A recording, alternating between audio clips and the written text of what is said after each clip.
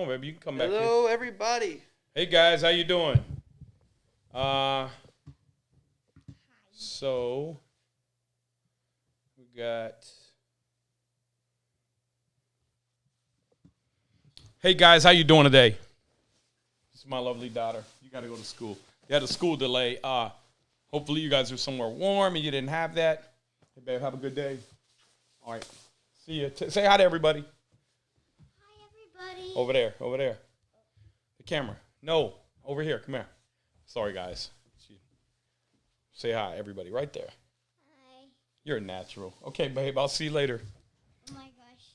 The delay that it's showing is crazy. Okay, well, you have a good day in school. Hey, guys, how you doing? Welcome today, guys. Hope to be able to get through a lot of your guys' questions. Hopefully you guys got some really good questions for us. And try to stump me.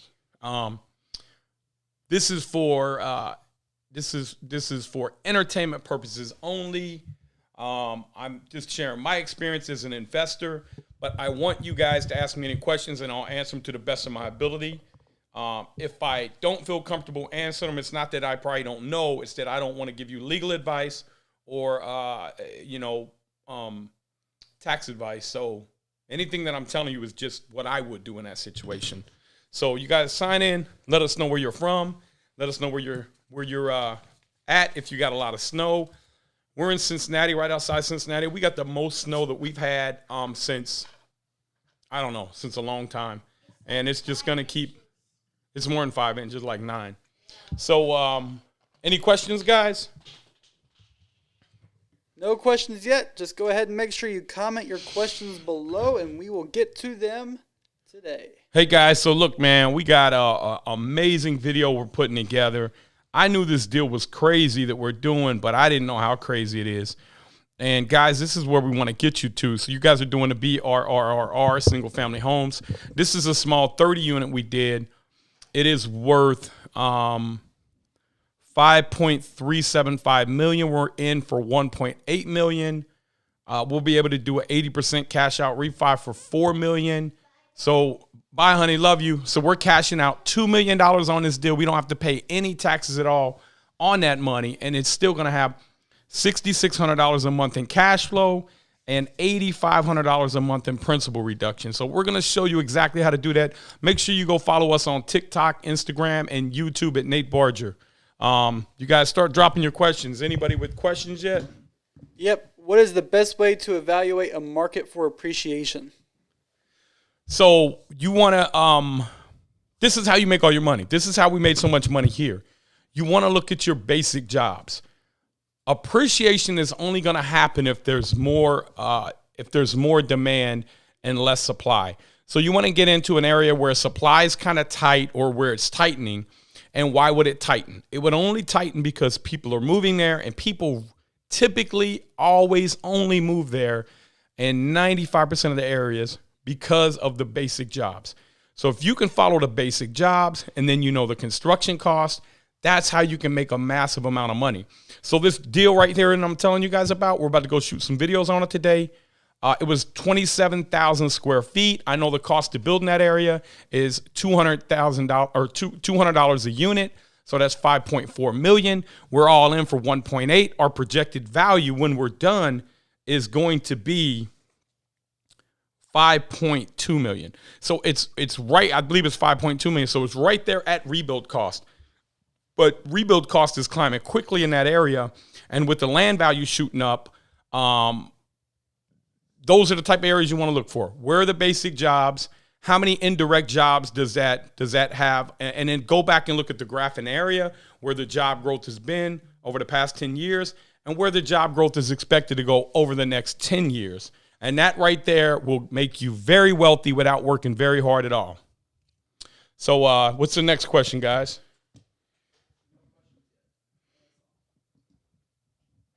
So here, let me see. I got 2 comments over here. I'm trying to use the equity in a paid-off, privately owned duplex to somehow buy an 8 or 12 unit apartment building. What would the best kind of financing be? Should I keep the duplex under my personal name or LLC?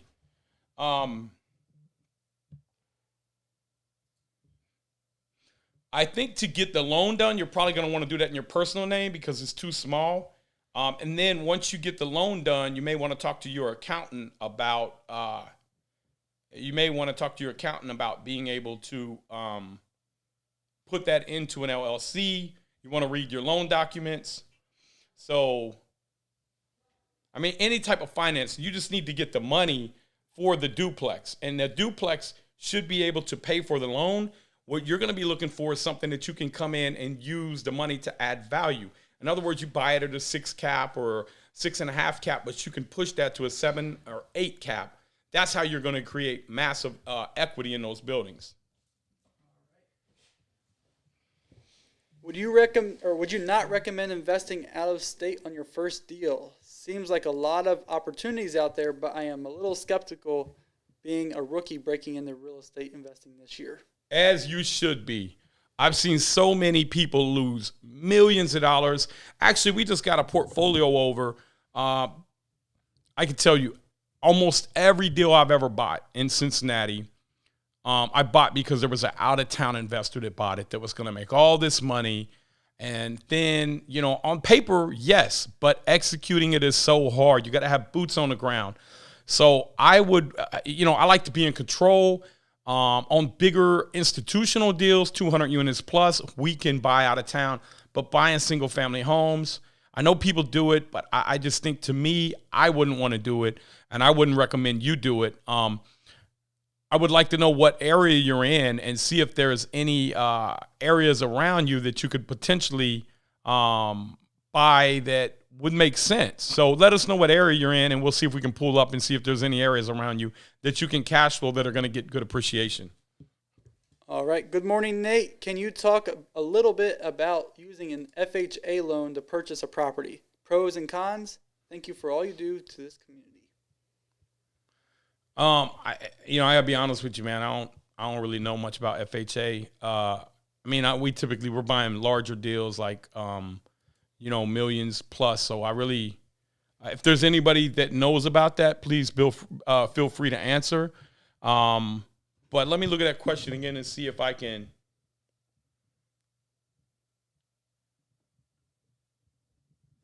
See if you can what? Yeah, read that back to me. All right. Good morning, Nate. Can you talk a little bit about FHA loans to purchase a property? Pros and cons. Thank you for all you do. Okay, so, yeah, again, I'm sorry. I really don't know about FHA, but I do know that there's a 203K loan where you can buy.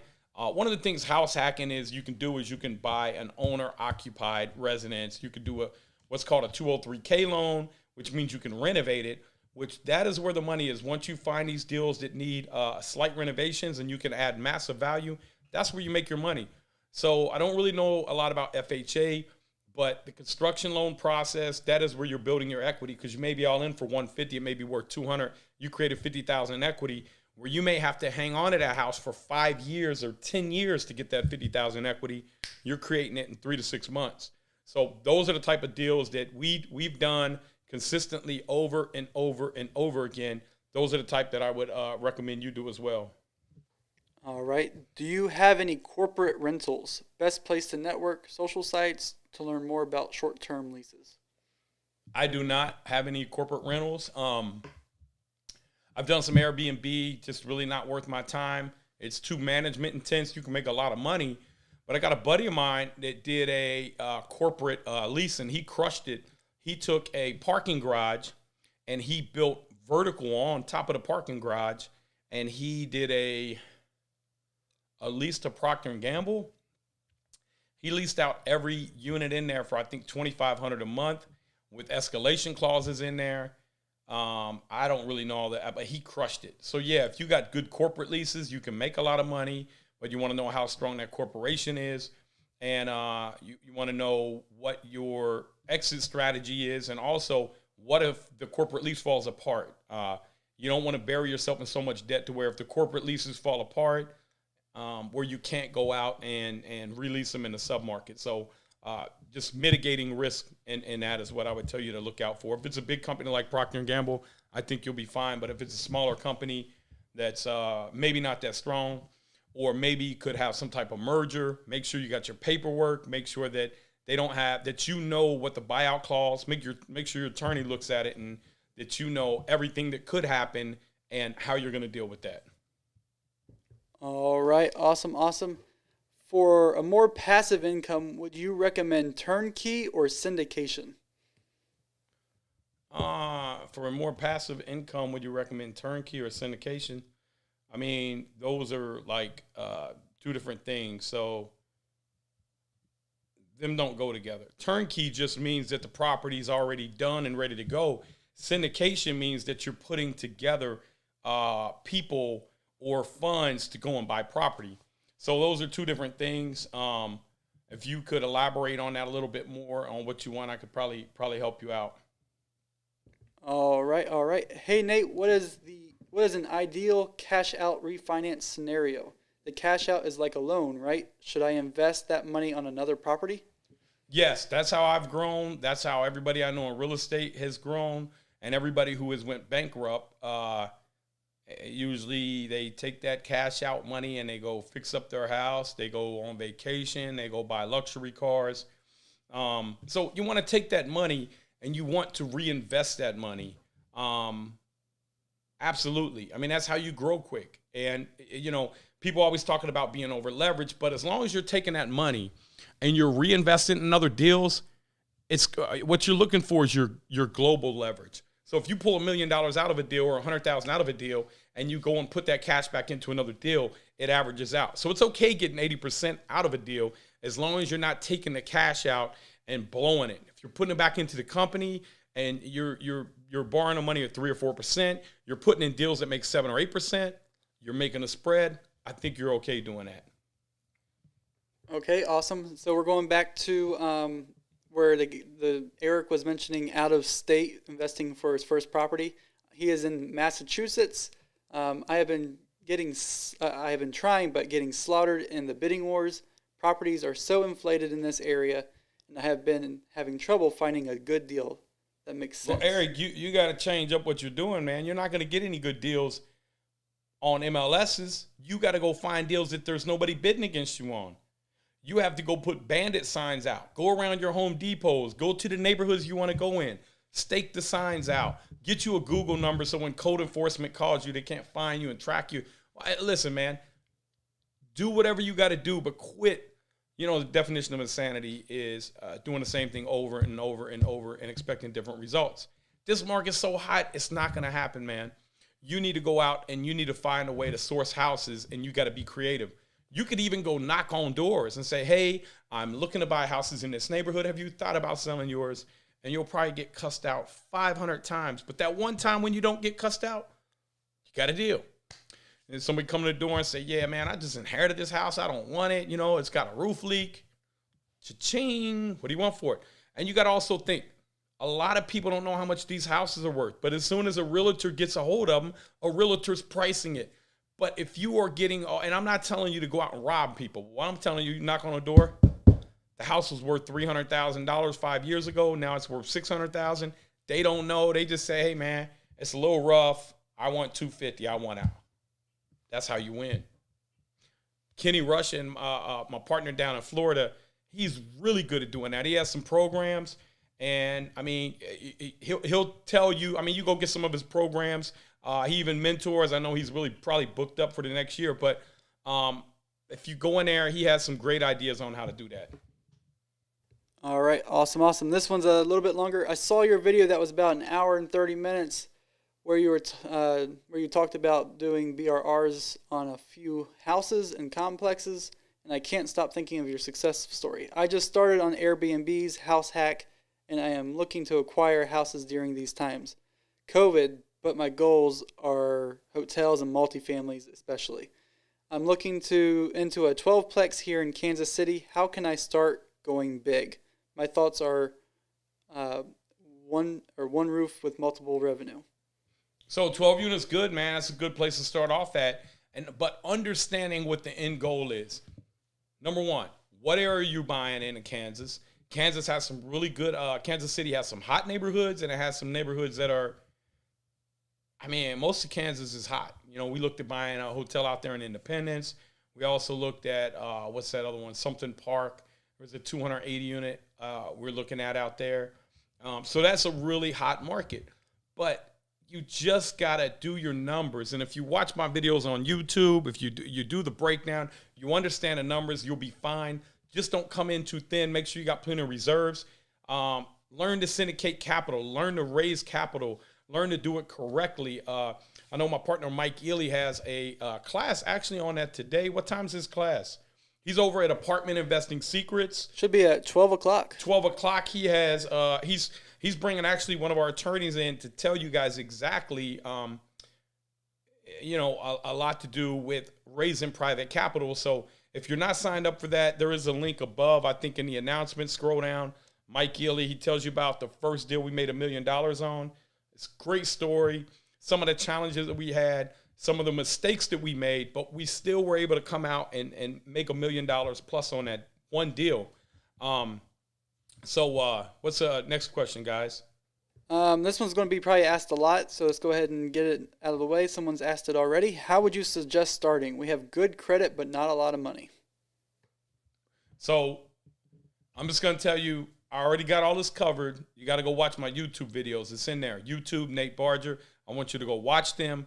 And then any other questions you got, I'll answer on YouTube. But I showed you exactly how you can turn $20,000 into $1 million in 5 years. And some of that's going to be through equity. Some of that's going to be through cash flow. But I want you to go in and watch some videos because, look, man, it's a lot. And the videos aren't real long, but I break it down step by step by step. I actually had one of my good friends on the other day, and his confirmation, he started in November of 15. He is a real estate millionaire today, and he has $15,000 a month in passive income. He didn't come from a wealthy family. That was his very first house. He knew how to wholesale, but that's all he knew how to do. So it doesn't take long, guys. You just got to buy in the right areas. We also showed him how buying in the right areas, he's getting 14% appreciation right now, which is about $1,400 a day in appreciation every day. Now, I don't expect that area to keep up with 14% appreciation. It will for the next 2 or 3 years, and then it'll start to fall off because 14% compounding on each other, things just get too expensive. But he will continue to probably see 5% inflation in that area. So great area, and just go watch some videos, and it'll break it all the way down for you. All right. Someone's asking, what markets are you looking to buy hotels in? Is there a specific market? Lower 48. So we want to buy them in the lower 48, and it's all about the deal. It's all about, how the hotel is, what kind of debt we can structure on it. Can we keep the owners in the deal? Hilton, Marriott, and Hyatt is really all we're looking for. And IHG, we love you, IHG, which is like your Holiday Inn. And so we will buy them anywhere. They just have to make sense for us. All right. How to do a cash out refinance with little personal income on paper. Personal income. Well, when you're doing a cash out refi, you got a little bit of personal income, but the property should also have cash flow. So don't lie about the income. Make sure that the property you're showing an income, you should be able to write a lot of that income off anyways under the depreciation schedule. And then you go to the bank and they say, well, you don't have that much income. You say, well, I got enough to cover my bills. And they say, yeah, but you don't have enough to cover this property. You say, hey, look, man, the property pays for itself. Plus, it's got a 1.5 debt service coverage ratio with the amount I'm asking you for. So really, that's where you got to get past the mental block of the residential bankers. They don't understand that. A lot of them, not talking bad about you, but some of you residential, but they just don't. And the underwriters, they don't get it. And I mean, it's frustrating, but if you are not the problem, there is no solution. So you have to come up with the problem. You have to paint the picture. You have to put it all the way together. And you have to say, boom, look at this here. I got $1,200 a month in rent. I'm asking you for $120,000 cash out. My principal, interest, taxes, and insurance on this thing is going to be, $680. And I got $1,200 coming in. And this is a good tenant. And they've been there for, show them your profit and loss on it. And that should be able to help you get it done. And if you keep finding banks that keep turning you down, keep going. Don't let them pull your credit until they say yes. But you will find a bank that will loan you on something like that as long as your credit's good and you do have some income and you're not over leveraged on your personal side. Awesome, awesome. How's buying hotels going with COVID? Are you finding better deals on the hotel market? Yeah, I mean, we're getting them for about half price right now. It's like Black Friday. You ever been to Black Friday, man? Everybody's storming in there. And now think about this. The hotel market's so great because it's like you go to Black Friday, but everybody's running out of the building. You're the only one walking in. And you're like, man, I wonder, is it on fire? And you walk in and you see all these cheap TVs. You're like, why are they running away? See, people are emotional. You got to take the emotion out of it. There's so much opportunity out here right now in hotels, man. I mean, that's where the real money is right now. You're buying $15 million hotels for $8 million. That market's going to pop back. And when it does, cap rates hadn't even compressed. They may compress, and when they do, that could be a $20 million hotel. And average daily rates could go up because of inflation. There's a lot of different stuff you got to look at that we look at and analyze. But yeah, they're half price. I mean, people are losing them. They're giving them to us. They're saying, take the keys. Take over the payments. I got a $140 million portfolio. The guy says, take over the payments. Now, we got to raise probably $10 million for that because we need carrying costs. We need to get the license in our name. We need legal. We need reserves.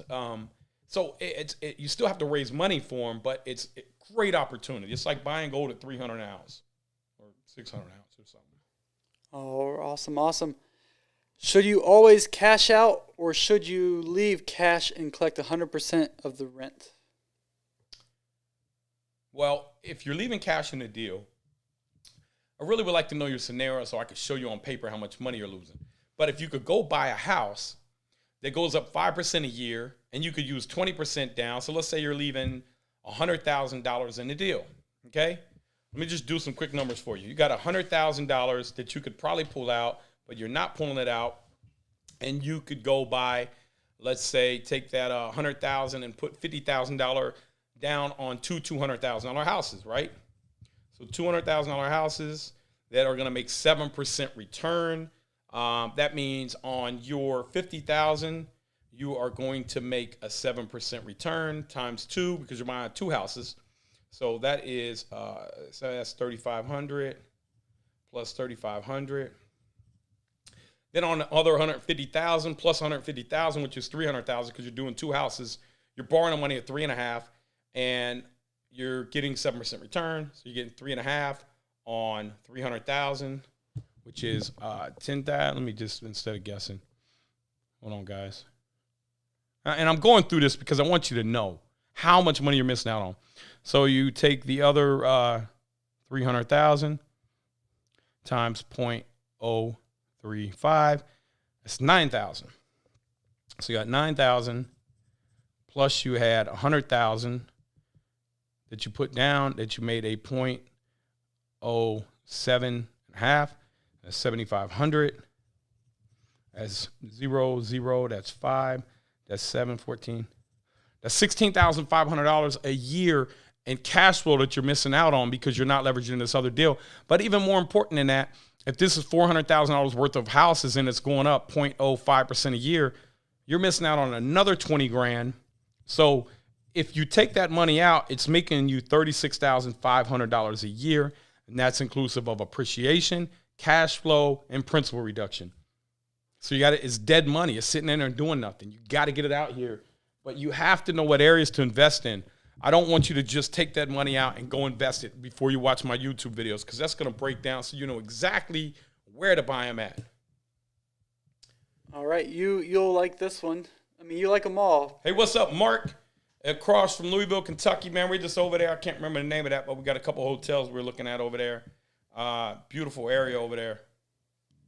There we go. All right, what can you do if you are bankrupt?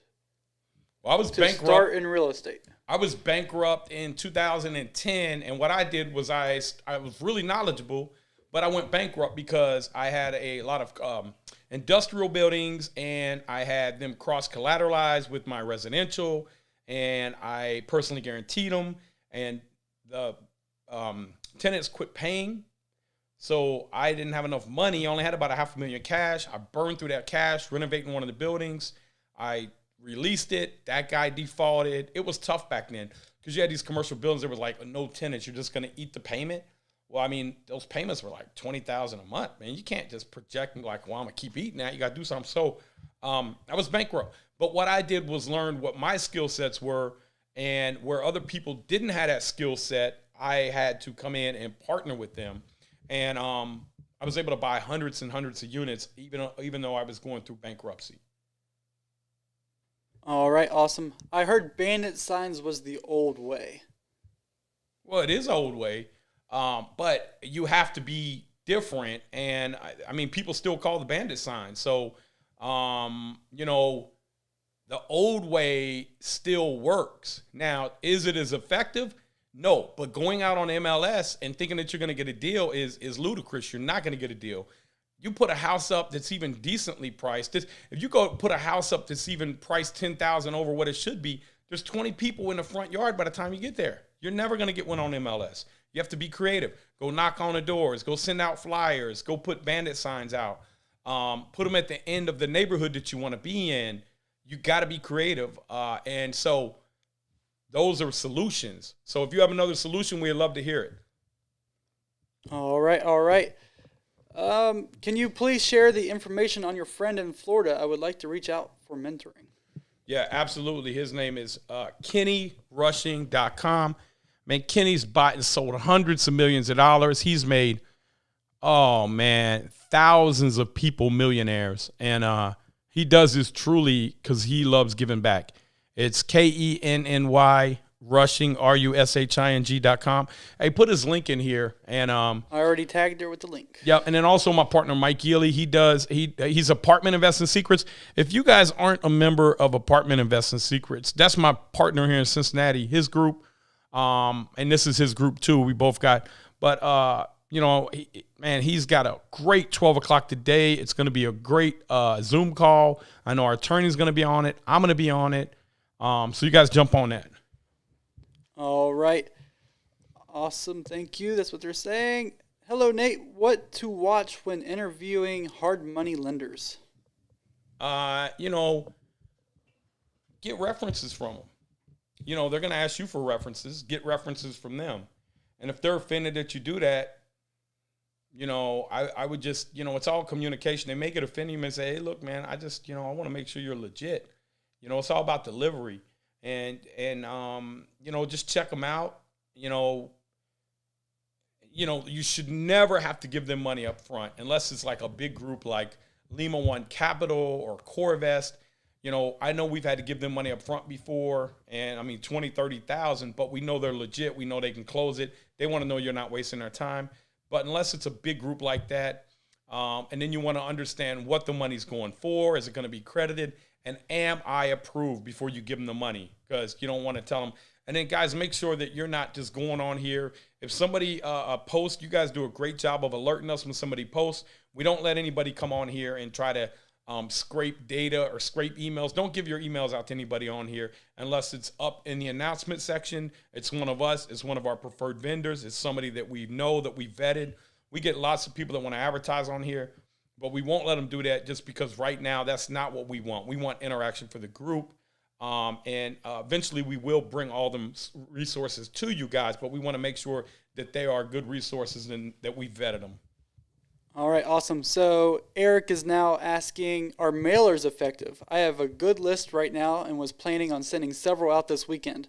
Everything's effective, even MLS, but you're going to work way harder on MLS. So the MLS is probably like the worst right now. And but that doesn't mean that you can't find a deal. But yeah, mailers are going to work. People get a lot of mailers. You got to make yours different. You got to get with a marketing guy. Actually, I know a marketing guy, and he sends out these little ones that look like they're handwritten. And I know them are effective. They cost about $1 per each one. So if you send out a zip code, maybe 2,000 in a zip code, an area you're trying to target is $2,000, but just one lead will make you at least 10, 20, 30,000 off of it. All right, we got Blake just giving a compliment, basically. How do you not have 300,000 YouTube followers? I am a small-time real estate investor in Kentucky, about 45 minutes from Evansville, Indiana. I appreciate all you do. Thank you, man. We appreciate it. We just started, brother.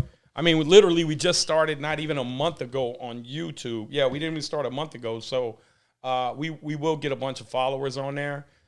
We did have something go viral on TikTok yesterday, I think. So, we're just putting out good content for you guys because, look, man, I just don't want you guys to struggle like I did. I mean, it was so hard for me. And a lot of times people ask me like, man, did you ever feel like giving up? And I'm like, man, several times a day. I mean, that's how hard it was. And you just got to keep pushing through, and you're driving down to your job and you're not sure how you're going to make money today or if you're going to lose money. And you're just doing these projects and you just don't even have an end goal. Because I really didn't have an end goal. I was just doing things that I thought worked. And they kind of work, but I want to show you guys how to do things that are going to definitely work, how to scrape data. I didn't even scrape data. If I'd have been scraping data, man, I'd be worth 10 times as much as I was right now because I didn't know. I didn't have an end goal. I was just bouncing around doing things that I thought made sense. So you guys make sure you follow me on YouTube, man. I don't want you guys to go through the pain, the suffering, the struggle that I went through. I'm gonna put a bunch of content together for you guys and give you everything you need to succeed.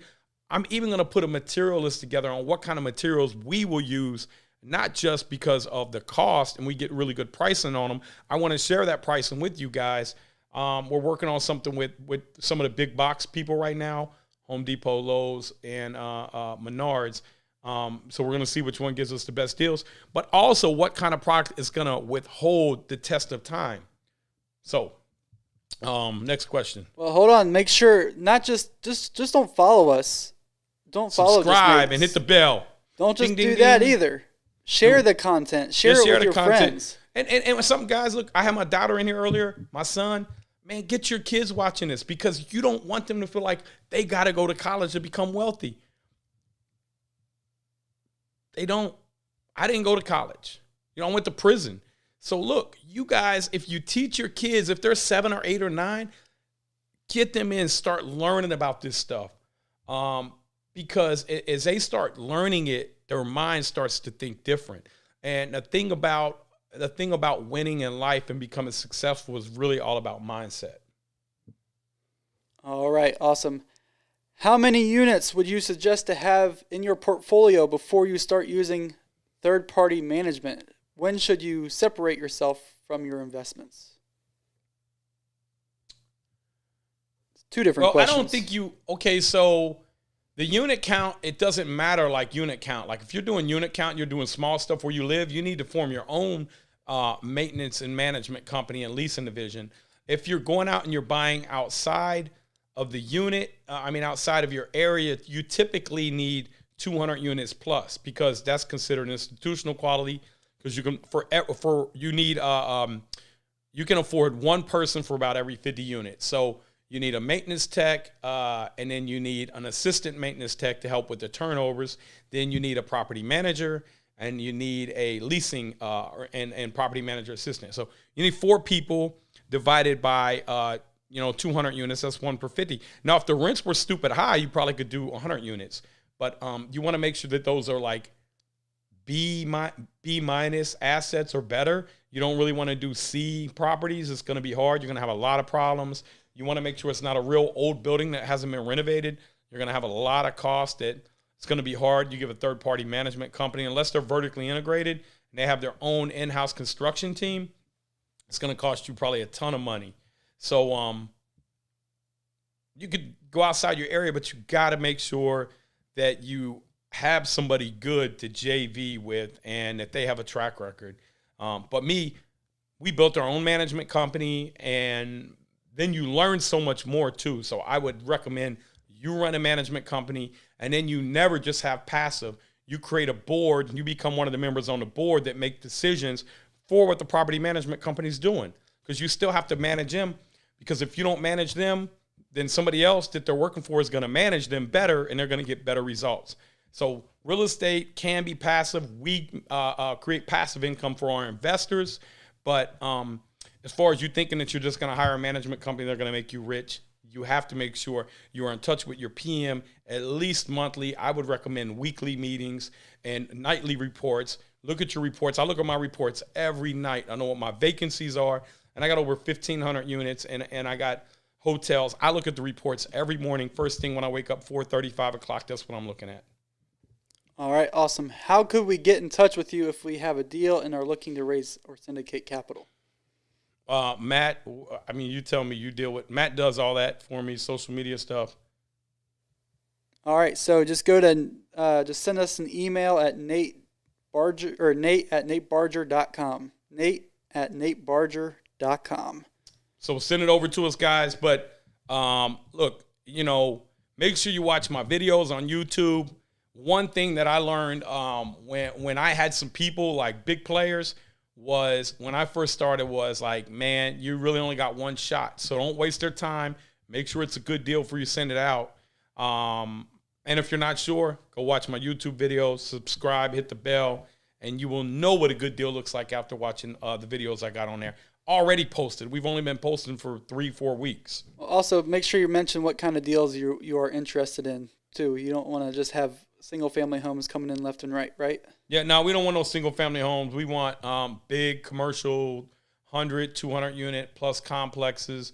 We can take them down. I don't care if they're 100 million or 5 billion.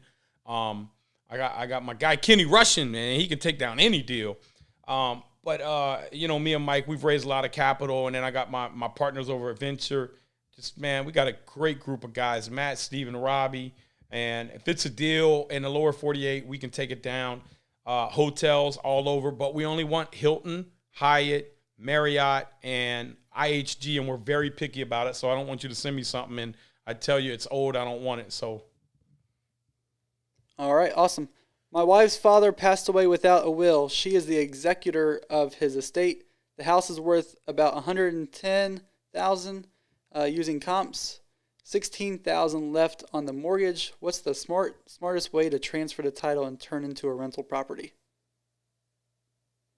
I don't know. I would go to the title company or the attorney, whoever's handling the probate, and get it in your name, maybe a survivorship deed. It depends on what kind of deed he had and the way he had it structured. Maybe it's in a trust. So you do a survivorship deed, you owe $16,000 on it, you rent it out, you're going to go refinance this bad boy, you're going to pull $70,000, $80,000 cash out, you're going to pay off $16,000. Now you got $60,000 to grow with. You're going to grow that $60,000 in 5 years to over $1.5 million. And I'll show you how. Just go watch my videos, man. I'm telling you, you can do it. It's not that hard. Most people don't start off with 60 grand. They start off with less. I'm going to show you how to put that money to work and how to start acquiring assets that are in areas that are growing rapidly. All right, awesome. Not just in rent, but in value. Do you guys know that $160,000 property that you can get 5% appreciation on in 5 years, if you compound that 5%, that property's worth $204,000? That's like this. You wake up, you go to sleep. You wake up, you go to sleep. 60 months later, your property went up $44,000 in value. You're getting almost $1,000 a month, and what is it? $539 a month in appreciation. It's a lot.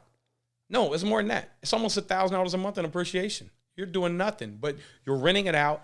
You have cash flow coming in, a little bit of cash flow coming in. You have principal reduction, so the amount that you owe goes down every month. You have a little bit of cash you can take out and pay for your car, whatever you want to do. But this thing's going up in value almost $1,000 a month, man. You just want to own a bunch of them. Give me 10, give me 20, give me 50, give me 100 of them. I'll show you how. Follow me on YouTube, Nate Barger. Awesome. In terms of basis points and in terms of class, A, B, C, and D, what is the minimum spread between cap rate and financing that you are willing to accept in this market for apartments? As a follow-up, what is the minimum levered return you are willing to accept? Well, that's kind of a real difficult question because I never look at any of that stuff. I do look at it initially to see where it's at, but I always look at where I can take that building. I'm not concerned if I'm buying a building that's losing $10,000 a month, if I can turn it around. So a lot of people buy cap rates. I typically buy buildings. Me and my team, we buy buildings. We turn them around and turn them into cash flow. And so then that's even a more complicated question because I don't know if you have interest only. I don't know if you have a 20-year AM, a 25-year AM, a 30-year AM. It's really about debt service coverage ratio. And banks are typically going to want you to have a 1.25 debt service coverage ratio. What that means is if your mortgage payment's $1,000 a month, they want you to at least have $1,250 a month coming in after everything's paid. And again, if it's in an area that's appreciating $1,000 a month and I'm only making $200 a month spread, I don't care. I like that building. I like that deal. But you got to look at more than just your cash flow. The cash flow just allows you to hang on to it while it goes up in value. So, that's the main thing you want to look at. But that is a really complicated answer, and I can't give you a clear 175 basis points or 225. Because every deal's different. I may be buying a deal just to hang on to because I know I'm buying it for $50,000. It's worth $1 million because I may know that a developer's coming in or a highway. So every deal's different, and so I don't want to give you a question. Just I hope you understand that. All right. Let's see here. Let's keep going. Let's see. Let's go to Tiffany Brown. She said, what is expected to happen with the market if it does crash? It will crash. Way down there. It's way down there. It's up on my. Listen, the market's going to crash, guys, but we don't know when. Every market crashes. Bitcoin's going to crash. Dogecoin's going to crash. The stock market's going to crash. Tesla's going to crash. Apple's going to crash. Jeff Bezos even came out and said that one day Amazon will go bankrupt. So it all will happen, but we don't know timing. But I'll tell you this after going through the last real estate market is that you have an increasing population in an area. You have basic jobs around in that area that are probably, you want to look at basic jobs and you want to know how many indirect jobs they have. In other words, if you have 500 jobs, but then you got a 10-to-1 multiple, that means you got 5,000 ancillary jobs you're creating plus the 5,500 jobs just in that area off of that. And so when people start to lose their houses, do you know what they do? They rent. So if you're doing a BRRRR, you're doing great. Last recession, what happened was everybody was losing their houses to foreclosure. We were coming in and buying a lot of apartment buildings, and rents were actually going up because there was so much demand. The thing I would stay away from is the things that get overbuilt, the high-end luxury stuff, because those people are the ones that are going to say, you know what? I don't need a $2,200 a month apartment. I just need a $1,200 a month place. So you don't want to be at the expensive part because that's what everybody's built over the past 10 years. You want to be in the affordable workforce housing sector, and I think you'll be fine. All right, awesome. Let's see. My boss will hard money lend to me at 4 points and 15% on 40 to 60K. I'm looking to do 2 to 4 months rehab doing 80% work myself. Does this seem good deal to get into? It depends on the deal. That's expensive money. That's really expensive money, but if you can make the deal work, in other words, you could buy a house, you have to complete that fast because that money is expensive. That's 20% a year. That's let's say on $100,000, you're paying them $15,000 over $1,000 a month. So you got to have a really good deal to make that work.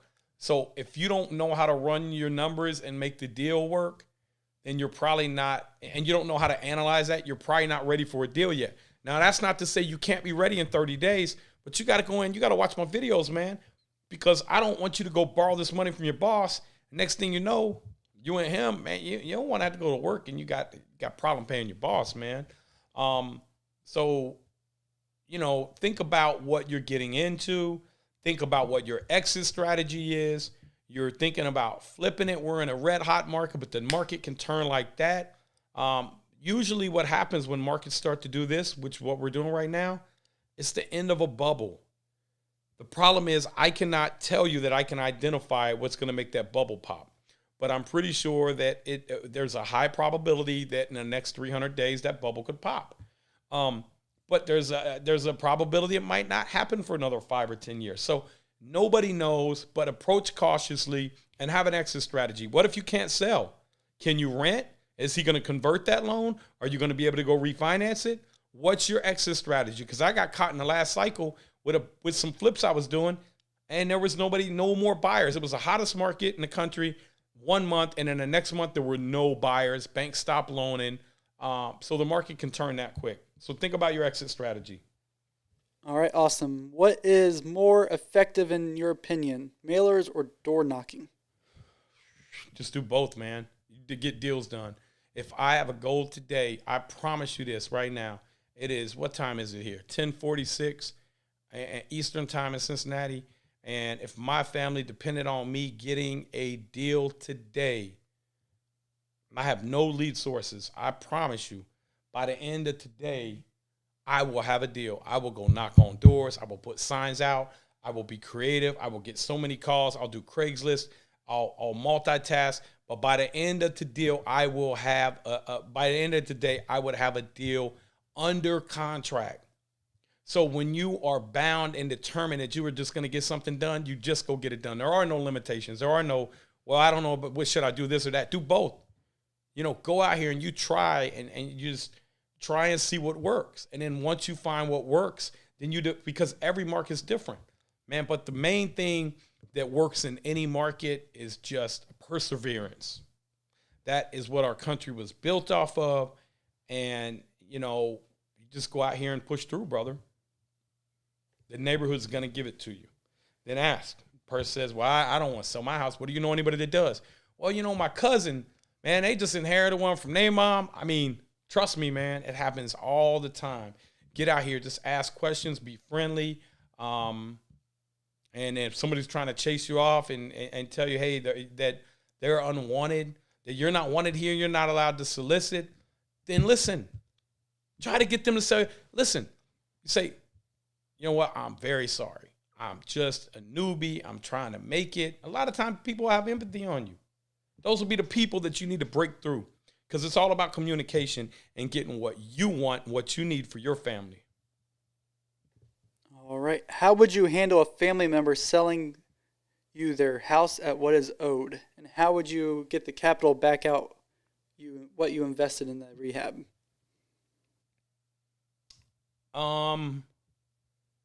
It depends on how much room's left. If there's a lot of room left on it, then go get it under contract, take it to the bank, refinance it, cash them out, and maybe go to, okay, so look, deal structure. So you didn't give me any specifics, but let's say that there's $100,000 note on the house is worth $150,000.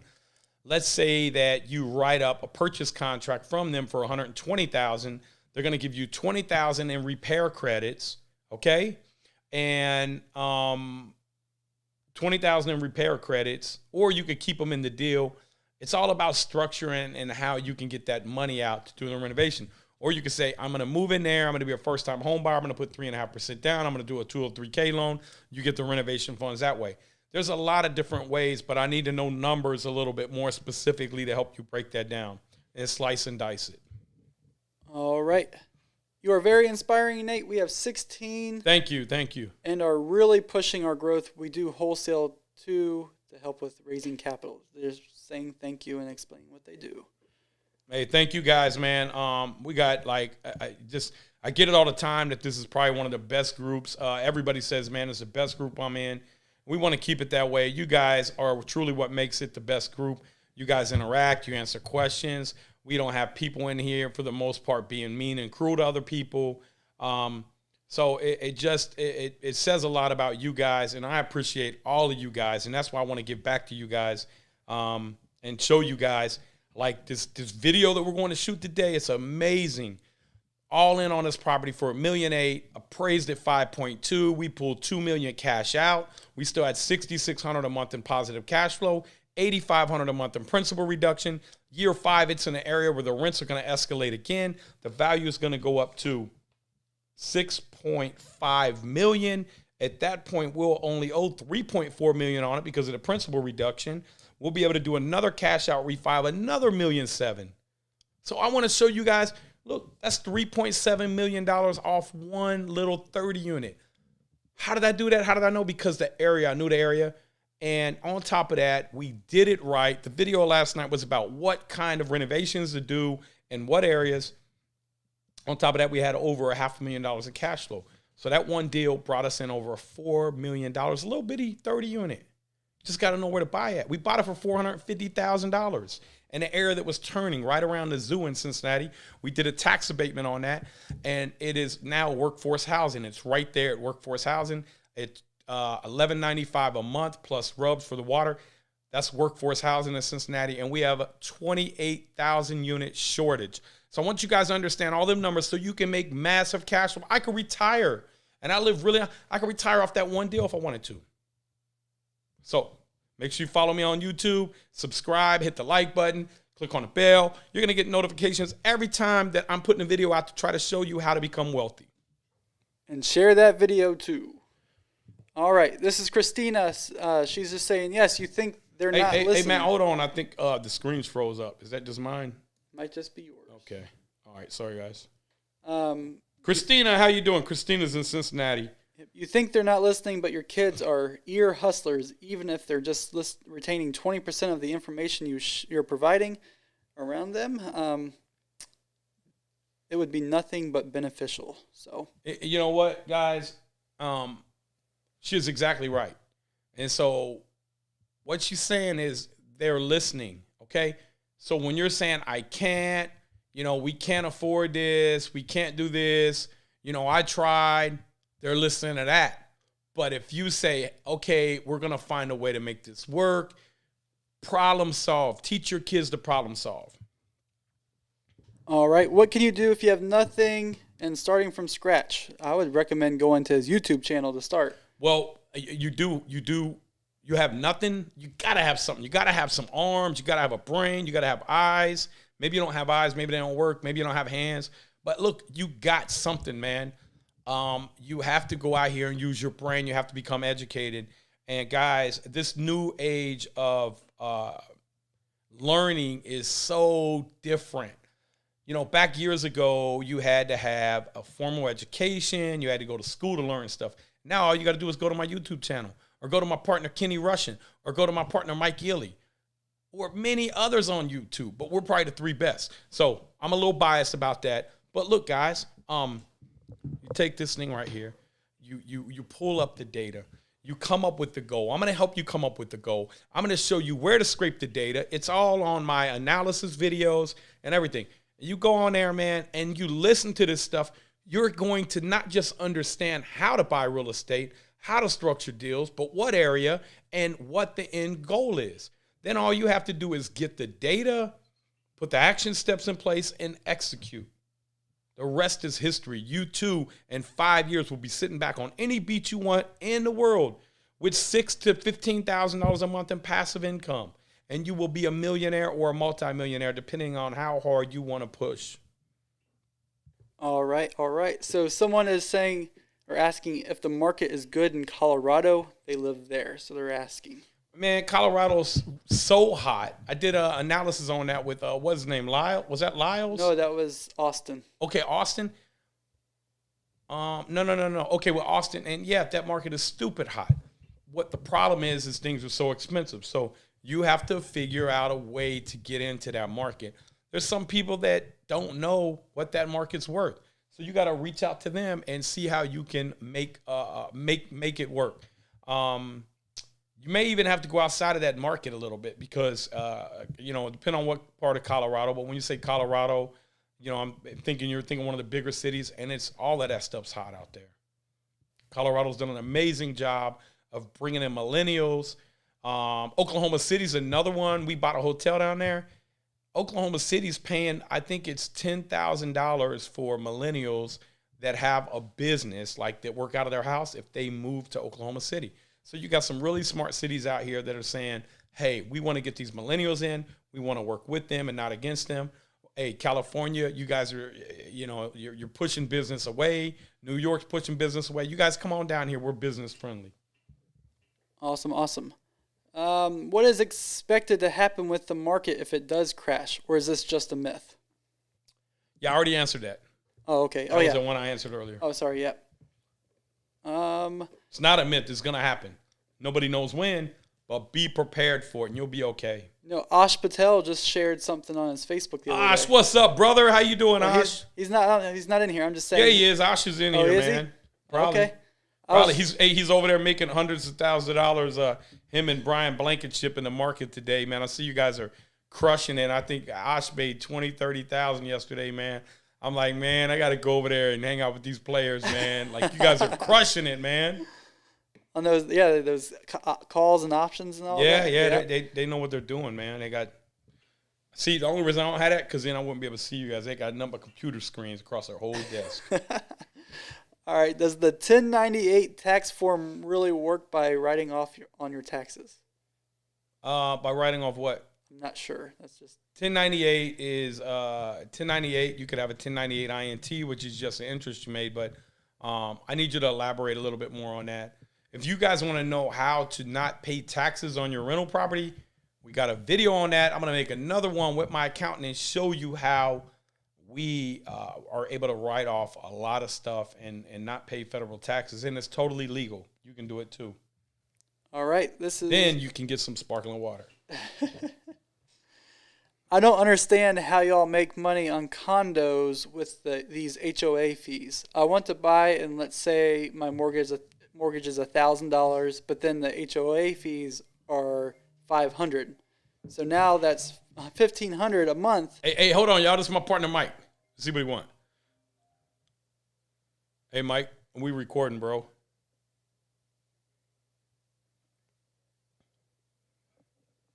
Hey.